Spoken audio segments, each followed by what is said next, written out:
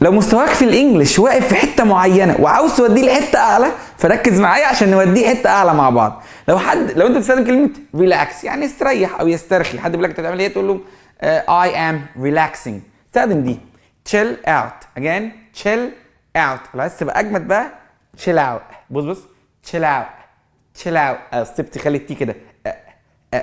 chill out chilling out. what are you doing? what are you doing?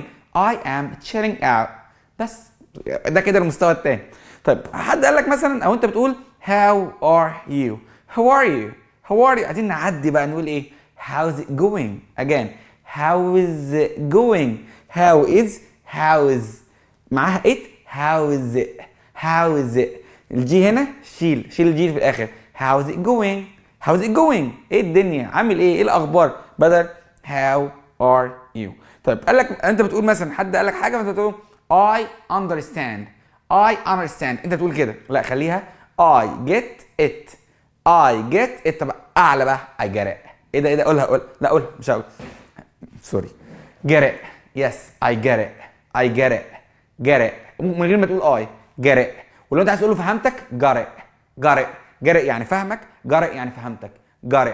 got it. طيب انت بتقول لحد جود جوب، الله ينور، حلو قوي اللي بتعمله ده، جود جوب. اجين جود جوب. قول له ويل دان.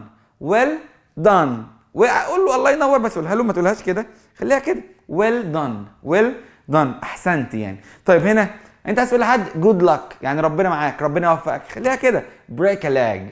انت هتترجمها ترجمه حرفيه، تقول لي بريك لاج يعني يكسر رجل، لا ده مصطلح على بعضه ايديم. هنقول ايه؟ بريك لاج يعني ربنا يوفقك، يعني حظ موفق ان شاء الله. break a leg. again break a leg. قول لي كنت تعرف كام واحده وعاوز تعرف ايه تاني وانا عنيا ليك. سلام.